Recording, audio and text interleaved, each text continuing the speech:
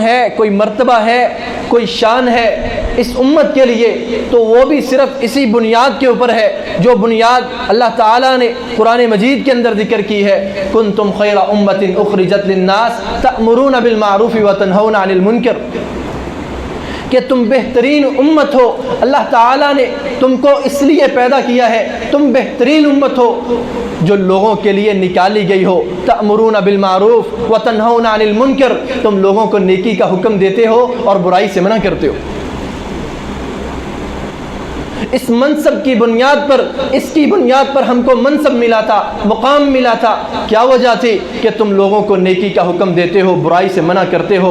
اللہ کی قسم، آج جتنی امت اسلامیہ ہے، جتنے مسلمان ہیں، جتنی ریاستیں ہیں، کس قدر آج مسلمانوں کے اندر یہ خیر کا پہلو موجود ہے۔ خیر کی طرف بلانے والے کتنے لوگ ہیں اور شر کی طرف بلانے والے کتنے لوگ؟ مسلمان ہی آج شر کی طرف بلا رہا ہے، مسلمان ہی آج گناہ کی دعوت دے رہا ہے، مسلمان ہی آج اللہ کے دین کو تہس نہس کر رہا ہے، مسلمان ہی آج جس نے خیر کی دعوت دینی تھی وہی برائی کی دعوت پر آمادہ کر رہا ہے۔ کنتم خیر امت اخرجت للناس، بہترین امت کا جو وصف ہے آج امت اسلامیہ نے اسے کس طرح سے گم کر دیا ہے، کس طرح سے ضائع کر دیا ہے۔ اللہ تعالیٰ کا قرآن مجید کے اندر وعدہ ہے، سارے انبیاء سے وعدہ ہے، اپنے پیارے پیغمبر حضرت محمد رسول اللہ صلی اللہ علیہ وآلہ وسلم کے ساتھ وعدہ کیا ہے۔ فرمایا واللہ یعصمک من الناس، اے میرے پیارے نبی، آپ لوگوں کو اللہ کی طرف بلاتے ہو، لوگوں کو اللہ کی طرف جوڑتے ہو، لوگوں کو دعوت دیتے ہو کہ اللہ کی طرف آ جاؤ، اللہ کے دین کی طرف آ جاؤ، لوگوں کو اسلام کی دعوت دیتے ہو، توحید کی دعوت دیتے ہو۔ یاد رکھنا واللہ یعصمک من الناس، اللہ تعالیٰ آپ کی حفاظت کرنے والے ہیں، آپ کو بچانے والے ہیں۔ اگر انسان کے پاس یہ خیر کا پہلو موجود ہے، اللہ کی قسم ہے کہ انسان کا، مسلمان کا جو لوگوں کو اللہ کی طرف بلائے، دنیا کا کوئی کافر، کوئی یہودی ہو، کوئی عیسائی ہو، کوئی منافق ہو، کوئی بھی اس کا کچھ بگاڑ نہیں سکتا، نقصان نہیں کر سکتا۔ واللہ یعصمک من الناس، حق کی طرف بلانے والوں کی اللہ خود حفاظت فرماتے ہیں۔ عزیز بھائیو، یہ اتنا عظیم منصب ہے، اتنا عظیم منصب ہے۔ اللہ تعالیٰ قرآن مجید کے اندر ایک آیت میں ایک حکم اور ایک خبر دی ہے۔ فرمایا وَلْتَكُمْ مِنْكُمْ أُمَّةٌ يَدْعُونَ إِلَى الْخَيْرِ، کہ تم میں سے ایک امت ہونی چاہیے جو لوگوں کو خیر کی طرف بلائے، لوگوں کو خیر کی دعوت دے۔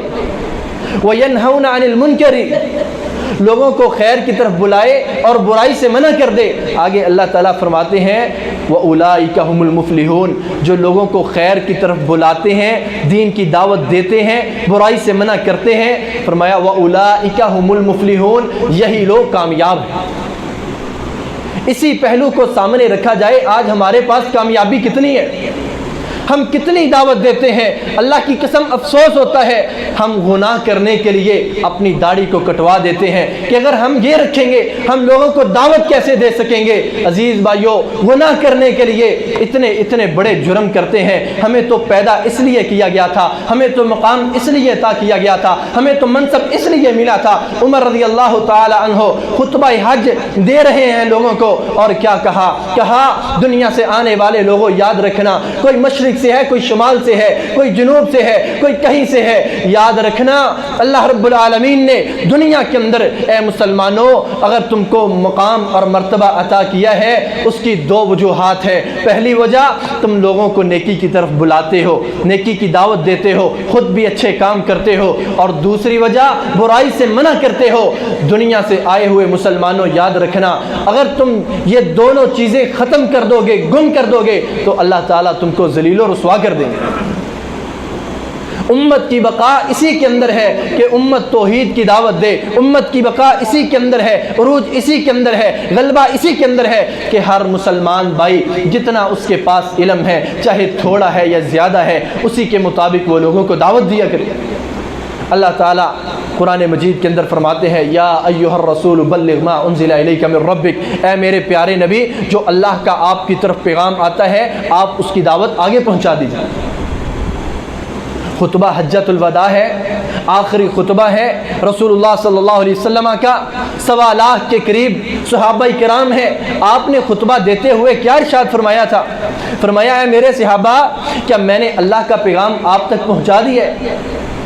جو اللہ کا پیغام تھا کیا میں نے آپ تک پہنچا دیا ہے؟ میں نے اس کا حق ادا کر دیا ہے؟ سارے کے سارے صحابہ کیا کہنے لگے؟ نشہد انک قد ادیت ونصحت بلغت، ہم گواہی دیتے ہیں اس بات پر کہ آپ نے ہم تک سارے کے سارے پیغامات پہنچا دیے ہیں. رب کے جتنے پیغام تھے اس بات کی ہم گواہی دیتے ہیں کہ آپ نے ہم تک پہنچا دیے ہیں. قد بلغت وادیت، آپ نے پہنچانے کا حق ادا کر دیا ہے. ونصحت، آپ نے ہماری خیر خواہی کر دی ہے. اس کے بعد نبی علیہ الصلوۃ والسلام فرماتے ہیں اللہم اشہد، اے اللہ اس بات پر تو بھی گواہ رہنا کہ جو تیرا پیغام تھا اے اللہ تیری امت تک، اے اللہ تیرے بندوں تک میں نے وہ پہنچا دیا ہے. اے اللہ اس بات پر تو بھی گواہ رہنا.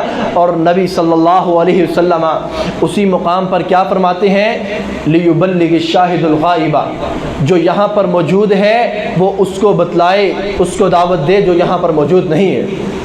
جو حاضر ہے وہ جو غیب ہے اس کو دعوت دے دے.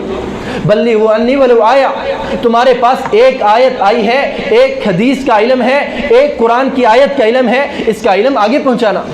آر محسوس نہ کرنا، لوگوں کی ملامت کی پرواہ نہ کرنا کہ مجھے لوگ کیا کہیں گے، لوگ باتیں کریں گے. اللہ کے بندو، دعوت دینے والوں کو تانے ہوئے، دعوت دینے والوں کو تانے ملے، دعوت دینے والوں پر تنقید کی گئی تھی، دعوت دینے والوں کو مارا گیا، دعوت دینے والوں کو در بدر کیا گیا تھا، ہجرتیں کرنے پر مجبور کیا گیا تھا. کون تھے وہ؟